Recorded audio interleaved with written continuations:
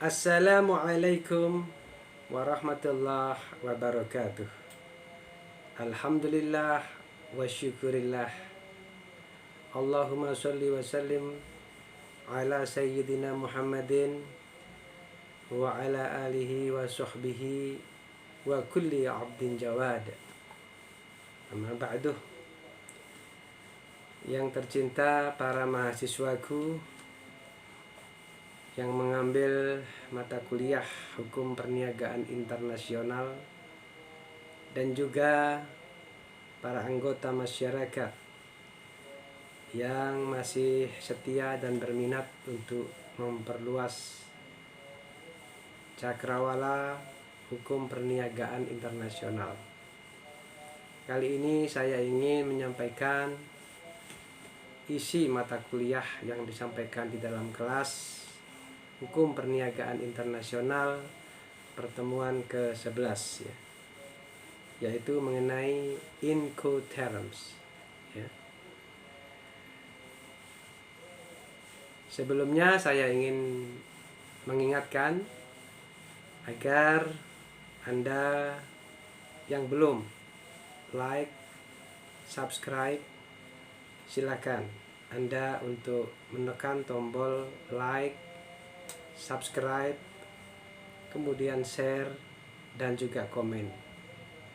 Kemudian ada tanda lonceng, silahkan diklik agar Anda dapat mengikuti unggahan-unggahan video saya selanjutnya ya.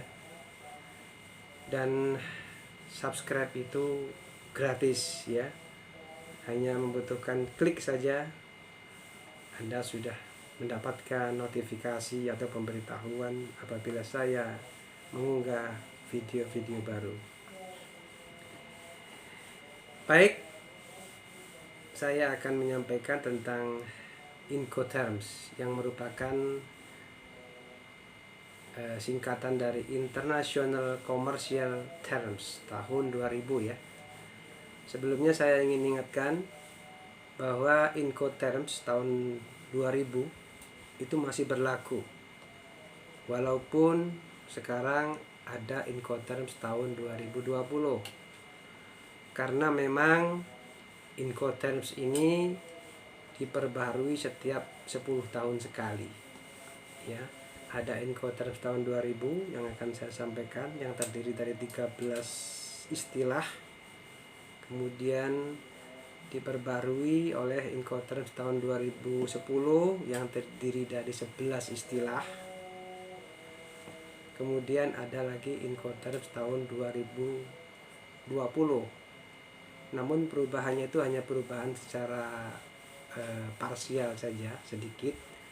Dan kita perlu mengetahui pembahasan tentang Incoterms tahun 2000 ya, karena itu yang menjadi induknya yang pertama kali. Baik, kita mulai saja. Incoterms ya. Incoterms itu adalah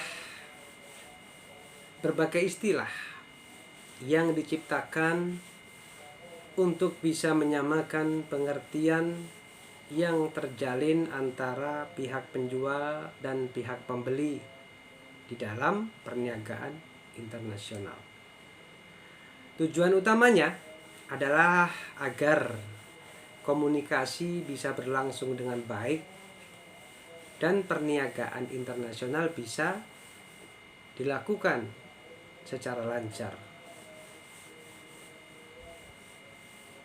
Tadi tujuan utama Incoterms.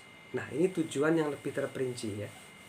Tujuan Incoterms itu ada 3. Yang pertama adalah untuk bisa mengatur hak dan kewajiban yang sudah selayaknya ditanggung oleh pihak eksportir dan importir yang melakukan transaksi perniagaan internasional. Yang kedua, untuk memberikan pilihan ketentuan pengiriman bagi pihak eksportir dan importir.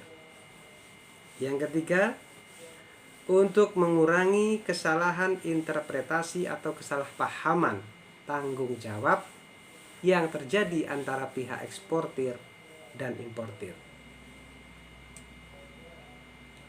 Dalam transaksi perniagaan internasional itu, penentuan syarat penyerahan barang atau terms of delivery dari penjual kepada pembeli itu sangat penting untuk dilakukan agar tidak terjadi kesalahpahaman dan perselisihan dalam proses pengiriman barang. Penentuan terms of delivery yang jelas ini penting karena menyangkut masalah biaya dan risiko, agar jelas pula pembagian biaya dan risiko masing-masing pihak. Terms of delivery yang telah disepakati itu harus dimasukkan ke dalam sales contract antara penjual dan pembeli. Baru nanti diaplikasikan pada pengiriman barang dan dituangkan dalam dokumen transportnya. Misalnya bill of lading jika menggunakan kapal laut, airway bill atau AWB jika menggunakan pesawat terbang, atau surat jalan atau delivery note jika menggunakan sarana darat. Pasal-pasal dalam sales contract mengenai terms of delivery itu mengacu pada International Commercial Terms tahun 2000 atau disingkat Incoterms 2000 sebagai penyeragaman penafsiran terhadap pelaksanaan syarat penyerahan barang, peralihan risiko, dan biaya dari penjual kepada pembeli berdasarkan sarana transportasi yang digunakan.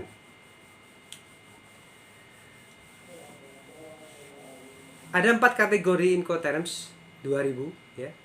Dalam Incoterms 2000 itu terms of delivery ada 13 macam sebenarnya, yang dikelompokkan menjadi 4 kategori. Masing-masing berdasarkan inisial ya, inisialnya istilah tersebut. Yang pertama adalah syarat E untuk EXW. Penjual menyediakan barangnya di tempatnya sendiri, misalnya di pabrik atau gudang ya, milik penjual ya. Pembeli itu harus mengurus sendiri pengangkutan barang dari negara penjual. Jadi yang repot ini pembeli ya. Yang kedua syarat F untuk FCA, FAS, FOB. Penjual hanya berkewajiban menyerahkan atau mengantarkan barangnya ke sarana pengangkutan yang ditunjuk oleh pembeli. Jadi pembeli yang menunjuk sarana pengangkutannya, penjual menyerahkan atau mengantarkan barangnya ya ke sarana pengangkutan yang ditunjuk oleh pembeli tadi. Kemudian yang ketiga adalah syarat C untuk CFR, CIF, CPT, CIP ya. Penjual harus menanggung biaya pengangkutan dan untuk itu harus membuat kontrak pengangkutan atau carriage contract, tapi tidak menanggung resiko kehilangan atau kerusakan barang dan tidak menanggung biaya tambahan yang mungkin timbul setelah pengapalan dan pelepasan barang atau dispatch. Di sini ada istilah dispatch ya. Sebelum kita lanjutkan ke poin keempat, kategori keempat ya. Istilah dispatch ini apa? Nah, ada istilah demurrage, ada dispatch. Demurrage itu denda atau kompensasi yang dibayarkan kepada pemilik kapal akibat keterlambatan muat atau bongkar muatan. Jadi kalau ada keterlambatan muat atau bongkar muatan, itu ada semacam denda atau kompensasi yang dibayarkan kepada pemilik kapal. Itu namanya demurrage. Ada namanya dispatch. Tadi disebutkan di poin 3 dispatch. Apa itu dispatch? Nah, ini dispatch, yaitu bonus yang dibayarkan pihak pembeli kepada pihak penjual dan pemuat kargo karena waktu waktu pemuatan kapal selesai lebih awal. Nah, ini sebaliknya. Jika waktu pemuatan kapal selesai lebih awal, ya, maka ada bonusnya, ya, yang dibayarkan oleh pihak pembeli kepada pihak penjual dan pemuat kargo, ya. Kemudian kategori tadi, kembali ke kategori yang 4 tadi ya. Yang nomor 4-nya adalah syarat D. Untuk DAF, DES, DEQ, DDU, DDP. Penjual berkewajiban menanggung semua biaya dan resiko atas pengiriman barang hingga ke pelabuhan tujuan. Ya. Di sini sudah jelas kan ya. Jadi yang dimaksud di sini adalah di mana penyerahan barang itu dilakukan dan oleh karenanya di mana resiko beralih. Resiko jika terjadi suatu yang tidak diinginkan, yang merugikan, misalnya kerusakan barang atau kehilangan barang, itu resikonya ada di pundak siapa, ada di beban siapa, apakah penjual atau pembeli. Itu tergantung dari pilihan-pilihan ini, menggunakan pilihan yang mana, ya. Untuk lebih jelasnya kita akan mendalaminya satu persatu. Syarat penyerahan barang ya. Rincian syarat penyerahan barang sesuai Incoterms tahun 2000 adalah tentang siapa yang menanggung biaya pengangkutan, pembagian risiko barang, dan izin kepabeanan atau clearance. Jadi kalau nanti saya sebut clearance, itu artinya izin kepabeanan, ya. Macam-macam cara penyerahan barang dan akibat-akibatnya bagi ekspor impor, yakni ya ini tadi ada 13 ya. Yang pertama, EXW atau Ex-Works, ya. Penyerahan barang dan peralihan risiko dari penjual kepada pembeli dilakukan di tempat penjual. Kewajiban penjual adalah hanya menyediakan barang di tempatnya, bisa di pabrik atau di gudangnya penjual. Pembeli itu wajib mengurus pengangkutan, biaya pengangkutan, izin kepabeanan, dan wilayah di wilayah negara penjual maupun pembeli, ekspor maupun impor clearance, dan resiko sejak barang diangkut dari pabrik atau gudang penjual hingga ke tempat pembeli, itu adalah menjadi beban tanggung jawab pembeli. Jadi pembelinya yang repot, penjual hanya menyediakan barang di gudangnya, ya, atau di pabriknya. Nah, sedangkan pembelinya yang harus repot mengurus sejak mengeluarkan barang dari gudang atau pabrik itu, ya. Biaya pengangkutan, izin kepabeanan, baik ekspor clearance maupun impor clearance, dan resikonya pun ada di pundak tanggung jawab pembeli, ya. Yang kedua adalah FCA, Free Carrier Act, ya. Penyerahan barang dan peralihan risiko dari penjual kepada pembeli dilakukan pada saat barang diserahkan kepada pihak pengangkut yang ditunjuk oleh pembeli, ya. Kewajiban penjual adalah menyiapkan pengangkutan atas nama pembeli, dan pembeli bertugas menentukan pengangkut atau carrier dan membuat kontrak pengangkutan atau carriage contract. Jadi izin kepabeanan di wilayah penjual atau ekspor clearance menjadi beban tanggung jawab penjual.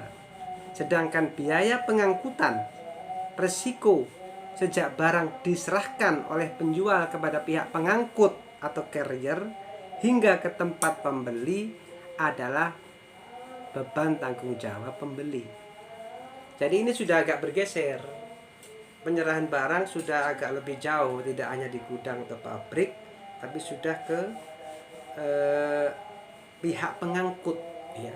pihak pengangkut ditunjuk oleh pembeli. Nah, penjual hanya bertanggung jawab sampai penyerahan barang kepada pengangkut yang ditunjuk oleh pembeli. Ya, sudah lebih bergeser ke arah pembeli. Sudah sedikit lebih enak pembeli. Tapi tentunya ada biaya-biaya lebih mahal ya daripada yang pertama tadi ya. Nah, itu FCA. Sekarang yang ketiga, FAS, Free Alongside Ship.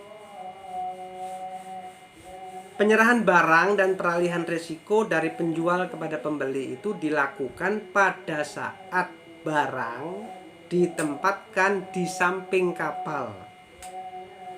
Penjual wajib menempatkan barang di samping kapal, dan kewajiban pembeli adalah menentukan pengangkut dan membuat kontrak pengangkutan. Izin kepabeanan di wilayah penjual atau export clearance menjadi beban penjual, dan biaya pengangkutan maupun resiko sejak barang ditempatkan di samping kapal oleh penjual sampai ke tempat pembeli serta import clearance menjadi beban pembeli, ya kan? Jadi sekarang sudah ada di samping ini kapal pengangkut, di samping kapal belum naik nih. Disitulah penjual menyerahkan barang, dan dengan demikian resiko beralih sejak dari situ, dari penyerahan itu yang terletak di samping kapal, ya.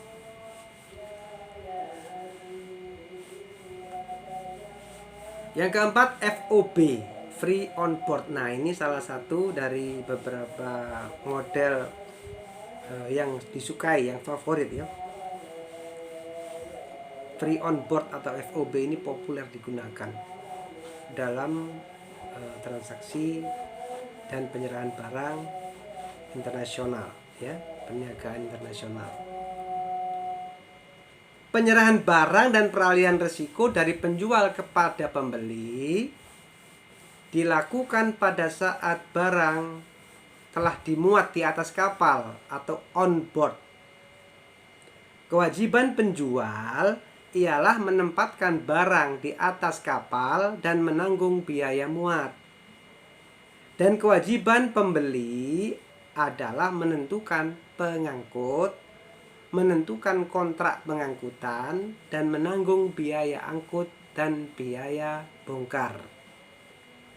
Ekspor clearance dan biaya muat menjadi beban penjual, sedangkan biaya pengangkutan maupun resiko sejak barang dimuat di atas kapal oleh penjual hingga ke tempat pembeli serta import clearance menjadi beban pembeli. Jadi resiko dan penyerahan barang beralih sejak barang itu berada di atas kapal. Kalau tadi kan di samping kapal, ini sudah di atas kapal. Penjual atau eksportir hanya menyerahkan sampai ke atas kapal saja, sehingga wajarlah jika biaya-biaya yang timbul antara lain ekspor clearance dan juga biaya muat itu menjadi bebannya dia, penjual. Setelah itu barang dan resiko beralih kepada pihak pembeli. Sudah sewajarnya jika nanti biaya bongkar ya, kemudian impor clearance itu menjadi beban pembeli ya. Itu FOB, itu yang sering digunakan di dalam transaksi perniagaan internasional. Kemudian yang kelima ada CFR. Ini juga yang salah satu juga yang sering digunakan. CFR, Cost and Freight ya. Ada yang menyebut CNF, CNF, ada C dan F, ada CNF tulisan end, CNF atau C plus F. Namun semua itu sama saja ya, hanya istilah saja. Namun yang baku itu adalah CFR sesuai dengan Incoterms tahun 2000. Penyerahan barang dan peralihan risiko dari penjual kepada pembeli itu dilakukan pada saat barang telah dimuat di atas kapal atau on board. Ya. Penjual wajib menentukan pengangkut, membuat kontrak pengangkutan, menempatkan barang di atas kapal, menanggung biaya muat, dan ongkos angkut hingga ke pelabuhan tujuan. Sedangkan kewajiban pembeli adalah menanggung biaya di luar beban penjual sesuai kontrak pengangkutan. Ekspor clearance dan biaya pengangkutan menjadi beban penjual, sedangkan resiko sejak barang dimuat di atas kapal oleh penjual hingga ke pelabuhan tujuan serta impor clearance menjadi tanggung jawab pembeli. Jadi seperti FOB tadi, cuman ini ada lebih enak lagi bagi pembeli ya. Di sini ada penjual itu menanggung ya biaya muat ya dan ongkos angkut hingga ke pelabuhan tujuan. Ada sampai ke pelabuhan tujuan tuh menjadi tanggung jawab dari penjual atau eksportir ya. CFR. Yang keenam CIF, ini juga salah satu yang populer digunakan, yang sering digunakan dalam perniagaan internasional. CIF itu adalah Cost, Insurance, and Freight. Penyerahan barang dan peralihan risiko dari penjual kepada pembeli dilakukan pada saat barang telah dimuat di atas kapal atau on board. Kewajiban penjual adalah menentukan pengangkut atau carrier, membuat kontrak pengangkutan, menempatkan barang di atas kapal, menanggung biaya muat, ongkos angkut, dan biaya bongkar di pelabuhan tujuan, serta biaya asuransi. Sedangkan kewajiban pembeli adalah menanggung biaya di luar beban penjual sesuai kontrak pengangkutan. Ekspor clearance, biaya pengangkutan, dan biaya asuransi menjadi beban penjual, sedangkan impor clearance menjadi beban pembeli. Ini lebih enak lagi bagi pembeli. Pembeli hanya membayar impor clearance ya. Dan biaya-biaya lain ya yang di luar daripada yang ditanggung oleh penjual, di mana itu harus sesuai dengan isi kontrak. Penjual itu sudah membayar sampai dengan biaya bongkar di pelabuhan tujuan dan juga membayar biaya asuransi. Jadi keren ya, pembelinya enak ini. Ini CIF, Cost, Insurance, and Freight. Kemudian ada yang ketujuh, ada CPT, Carriage Paid to. Syarat ini digunakan dalam hal pengangkutan barang dilakukan menggunakan multimoda transport. Penyerahan barang dan peralihan risiko dari penjual kepada pembeli itu dilakukan pada saat barang telah dimuat di atas alat angkut yang pertama. Karena ada berbagai macam angkutan dari kalau orang bilang itu transit ya, dipindahkan dari satu angkutan ke angkutan lain. Jadi penyerahan barang dan peralihan risiko dari penjual kepada pembeli dilakukan pada saat barang telah dimuat di atas alat angkut yang pertama. Penjual wajib menentukan pengangkut atau carrier, membuat kontrak pengangkutan, menyerahkan barang kepada pengangkut pertama, membayar biaya muat, ongkos angkut, dan biaya bongkar di tempat tujuan. Sedangkan pembeli wajib menanggung biaya di luar beban tanggung jawab penjual sesuai kontrak pengangkutan. Jadi ekspor clearance, ongkos-ongkos, dan biaya pengangkutan menjadi beban tanggung jawab penjual, sedangkan resiko sejak barang diserahkan kepada pengangkut pertama oleh penjual hingga ke tempat tujuan serta impor clearance-nya menjadi beban tanggung jawab pembeli. Itu CPT. Sekarang kita menginjak ke istilah ke-8 yaitu CIP, Carriage and Insurance Paid. Syarat ini digunakan dalam hal pengangkutan barang dilakukan menggunakan multimoda transport. Penyerahan barang dan peralihan risiko dari penjual kepada pembeli dilakukan pada saat barang telah dimuat di atas alat angkut. Yang pertama, sama dengan yang tadi ya. Penjual wajib menentukan pengangkut, membuat kontrak pengangkutan, menyerahkan barang kepada pengangkut pertama, membayar biaya muat, ongkos angkut, biaya bongkar di tempat tujuan, dan biaya asuransi. Sedangkan kewajiban pembeli adalah membayar biaya di luar beban tanggung jawab penjual sesuai kontrak pengangkutan. Ekspor clearance, ongkos-ongkos, biaya pengangkutan, dan biaya asuransi menjadi beban penjual. Sedangkan impor clearance menjadi beban pembeli. Jadi di sini sudah ada tanggung jawab penjual sampai kepada membayar biaya asuransi ya. Biaya bongkar dan biaya asuransi dibayar oleh penjual atau eksportir, itu CIP. Yang kesembilan ada namanya DAF. Ini sudah diperbarui dengan Incoterms tahun 2010 ya. Tapi ada baiknya kita mengenalnya juga ya. DAF, Delivered at Frontier. Syarat ini digunakan dalam hal pengangkutan barang dilakukan menggunakan multimoda transport. Penyerahan barang dan peralihan risiko dari penjual kepada pembeli dilakukan di suatu tempat perbatasan di luar wilayah penjual. Penjual wajib membayar biaya muat, ongkos angkut, biaya bongkar, dan menyerahkan barang kepada pembeli di suatu tempat perbatasan di luar wilayah penjual. Sedangkan pembeli wajib membayar biaya pengangkutan dan ongkos di luar wilayah penjual.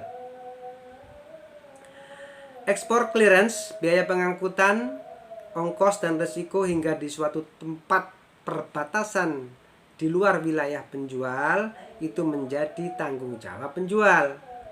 Sedangkan impor clearance, biaya pengangkutan, ongkos dan risiko di tempat perbatasan di luar wilayah penjual hingga ke tempat tujuan menjadi tanggung jawab pembeli. Ya. DAF sudah diperbarui ya. Kemudian DES ini juga sudah diperbarui dengan Incoterms 2010. DES, Delivered ex Ship ya. Penyerahan barang dan peralihan risiko dari penjual kepada pembeli dilakukan di atas kapal atau on board di pelabuhan tujuan. Penjual wajib menentukan pengangkut, membuat kontrak pengangkutan, membayar biaya muat, ongkos angkut, menyerahkan barang di atas kapal kepada pembeli di pelabuhan tujuan. Sedangkan kewajiban pembeli membayar biaya bongkar di pelabuhan tujuan. Ekspor clearance, biaya pengangkutan, ongkos-ongkos dan risiko hingga pelabuhan tujuan menjadi beban penjual. Sedangkan import clearance, biaya bongkar di pelabuhan tujuan dan risiko hingga tujuan akhir itu menjadi beban pembeli.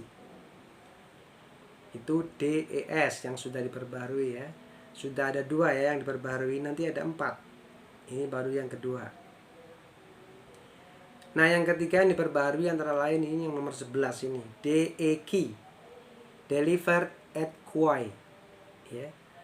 Penyerahan barang dan peralihan risiko dari penjual kepada pembeli dilakukan di tempat tujuan bongkar barang.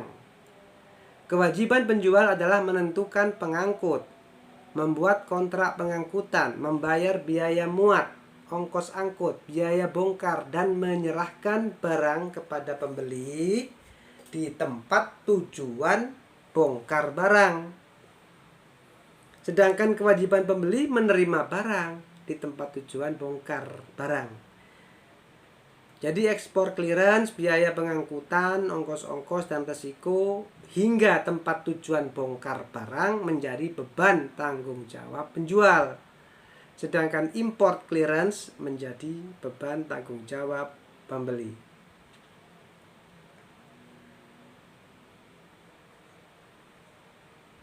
Yang ke-12 ini adalah DDU. Nah, ini yang keempat. Yang keempat yang sudah diperbarui oleh Incoterms 2010 ya. DDU atau Delivered Duty Unpaid. Penyerahan barang dan peralihan resiko dari penjual kepada pembeli dilakukan di tempat tujuan bongkar barang tanpa penyelesaian import clearance.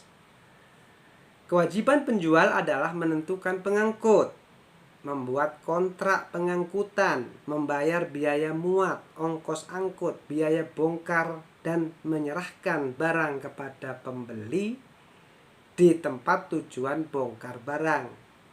Sedangkan kewajiban pembeli adalah menerima barang di tempat tujuan bongkar barang. Ekspor clearance, biaya pengangkutan, ongkos-ongkos dan resiko hingga tempat tujuan bongkar barang itu menjadi beban tanggung jawab penjual.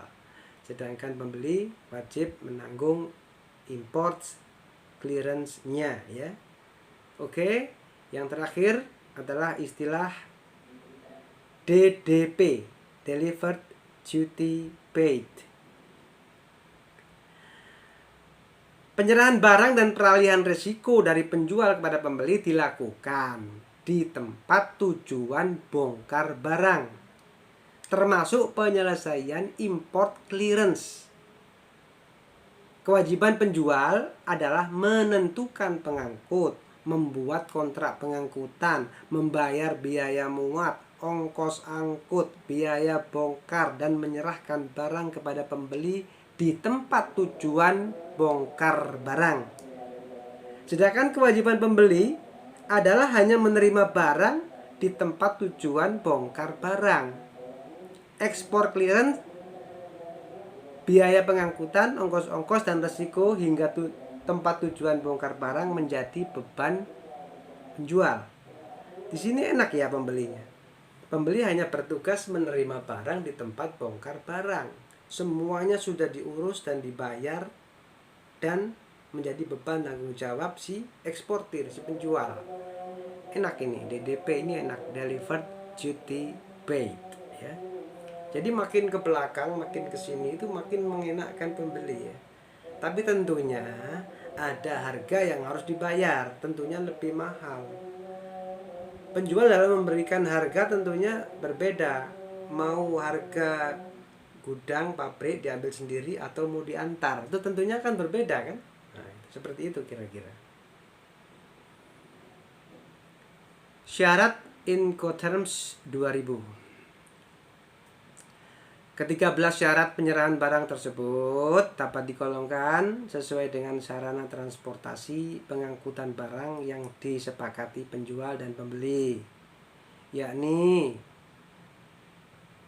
ya, sarana transport umum kelompok E, EXW, kelompok F, FCA, kelompok C, CPT, CIP, kelompok D, DAF, DDU, DDP ya.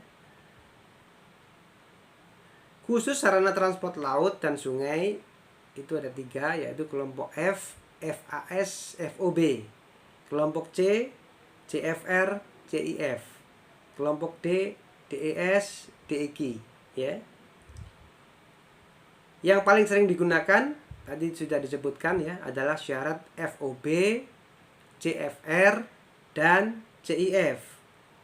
Karena paling moderat dilihat dari siapa yang menanggung biaya pengangkutan dan resiko barang selama dalam perjalanan. Tolong Mbak, kopi saya tolong Mbak, saya kok sebentar, saya ingin ngopi sebentar ya, karena ngomong terus ini.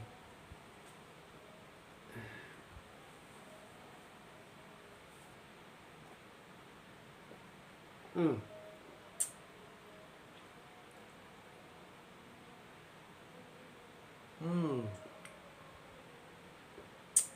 Ini kopi asli ya. Jadi saya sukanya itu di pasar menggiling kopi sendiri. Jadi beli kopi yang sudah bijian, kemudian digiling di depan saya, dan kemudian langsung ditampung di sebuah wadah. Jadi saya lihat sendiri kopinya asli ya. Tinggal dibawa pulang, dicampur dengan sedikit gula, dengan air panas, diaduk hingga merata dan aromanya sangat menggoda ya, dan langsung bisa melek. Ini Mbak gelasnya, makasih. Terlanjutkan ya. Pembaharuan Incoterms 2000 tadi sudah disebutkan ya, bahwa Incoterms itu diperbarui setiap 10 tahun ya. Ada Incoterms tahun 2000, Incoterms tahun 2010, dan Incoterms tahun 2020 ya. Ketentuan pada Incoterms tahun 2010 itu hanya berjumlah 11 istilah, sedangkan Incoterms 2000 tadi itu terdiri dari 13 istilah sebagaimana diuraikan tadi. Istilah yang dirubah itu ada 4, DAF, DES, DIQ, dan DDU ya. Tadi sudah disebutkan ya, 4 istilah ini pada Incoterms 2000 itu telah diperbarui menjadi istilah DAT dan DAT dan DAP pada Incoterms 2010. 4 dijadikan 2, jadi berkurang 2 ya, dari 13 menjadi 11 ya. Sekarang timbul pertanyaan, apa itu DAT dan DAP? Karena ini istilah baru yang di Incoterms 2000 belum disebutkan ya. Baik, kita temukan di Incoterms 2010 DAT dan DAP itu apa ya. Nih, dengarkan baik-baik. DAT, Delivered at Terminal ya,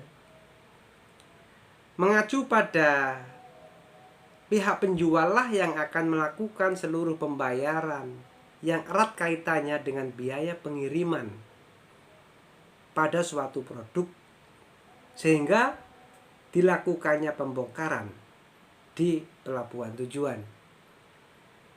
Setelah barang-barang tersebut dibongkar di pelabuhan, maka pihak penjual sudah tidak lagi memiliki tanggung jawab pada barang itu. Kemudian DAT ini pun diperbaharui lagi ya oleh Incoterms tahun 2020 menjadi DPU ya. Apa tuh DPU ya, nanti kita jelaskan. Mungkin ya karena durasi ya dan keterbatasan waktu, nanti akan saya bahas secara khusus Incoterms yang paling terbaru ya, yang menyebutkan antara lain DPU ini ya.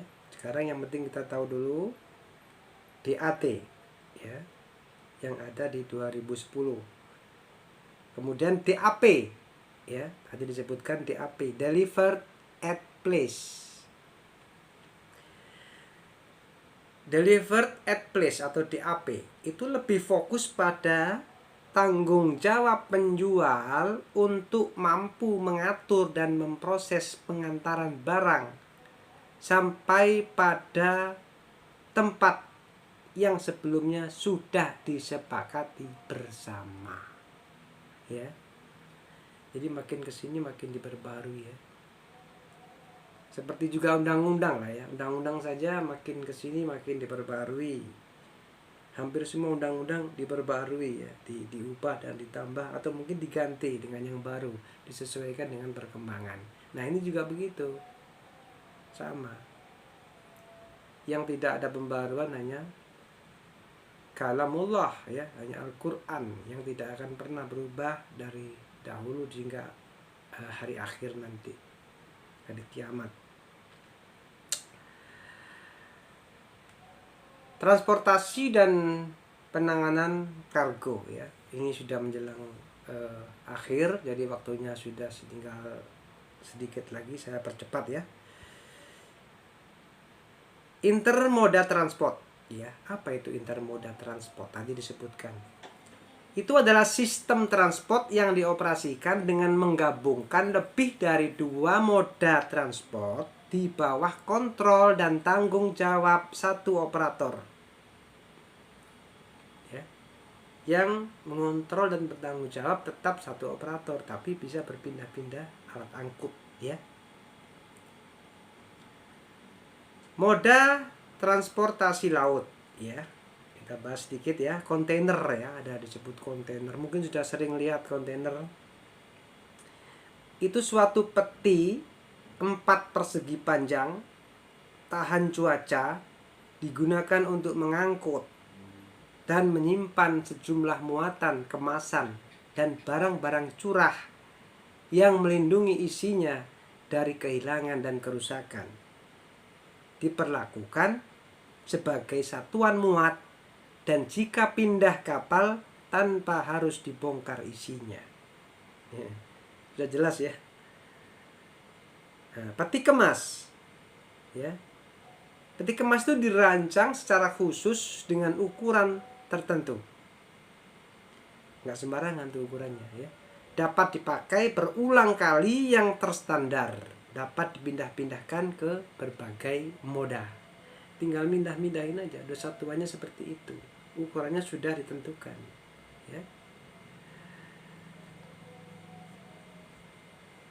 Jenis layanan dari kapal pengangkut yakni ya, ada conference line, ada non-conference line, ada NVOCC atau non-vessel operating common carrier, ada tramper service. Jenis-jenis kontainer ada misalnya ada general cargo container atau disebut dry atau GP container, ada thermal container, ada bulk container, ada tank container ya. Variasinya banyak ya, ada closed container, ada open top container, ada open sided container, ada half height container, ada ventilated container, ada platform atau flat rack ya, atau juga ada castle container, ada hanging container, ada mid rail container. Banyak variasinya. Moda transportasi udara. Nah, sekarang udara. Singkat saja ya. Moda transportasi udara ini memiliki karakteristik kecepatan yang tinggi dan dapat melakukan penetrasi sampai ke seluruh wilayah yang tidak bisa dijangkau oleh moda transportasi lain. Misalnya kalau di puncak Gunung Everest ya, itu ada perlu dikirimin barang, itu mau pakai apa? Pakai laut nggak bisa, pakai darat juga nggak bisa. Sedangkan mendaki saja orang mendaki itu sangat sulit ya. Jadi ya pakai transportasi udara ya, yang bisa menjangkau tempat-tempat yang tidak bisa dijangkau oleh moda transportasi lain. Itu kelebihannya ya, selain kecepatannya. Kemudian tadi disebut kargo. Kargo apa itu kargo? Kargo itu adalah barang-barang yang dikirim melalui pesawat udara dilengkapi dengan surat muatan udara atau airway bill atau AWB, termasuk benda-benda pos dan bagasi yang dikirim dengan prosedur pengiriman ya. Kargo itu dibagi menjadi 3 jenis, yakni ada general cargo, special cargo, dan dangerous goods, barang-barang berbahaya ya. Kemudian dokumen-dokumen Dalam moda transportasi udara itu antara lain ada Airway Bill atau AWB, ada Shipping Instruction, ada Commercial Invoice, ada Shippers Declaration of Dangerous Cargo, ada Shippers Certificate for Arms and Ammunition, ya. Ini tentara dan persenjataan, ya. Cargo handling, ya, penanganannya, ya, adalah suatu rangkaian proses pekerjaan penyelesaian kargo saat mulai diterima sampai dimuat ke dalam pesawat untuk diangkut dari suatu kota ke kota lain di dalam dan luar negeri.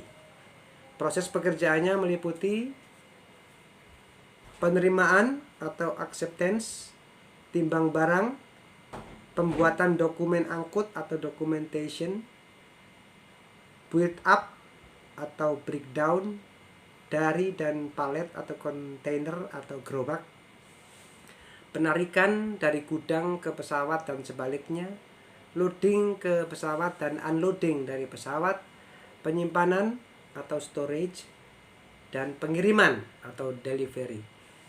Baiklah, mengingat keterbatasan waktu, saya menunggu respon dari para pemirsa, ya, baik mahasiswa maupun masyarakat. Silahkan untuk like, subscribe, share, dan komen. Jika ingin ada yang ditanyakan, silahkan untuk dituliskan di kolom komentar. Saya berusaha untuk membalasnya dan menjawabnya, ya, dengan sesuai dengan ilmu pengetahuan dan pengalaman yang saya miliki. Lebih kurangnya mohon maaf. Wabillahi taufiq wal hidayah. Wassalamualaikum warahmatullahi wabarakatuh.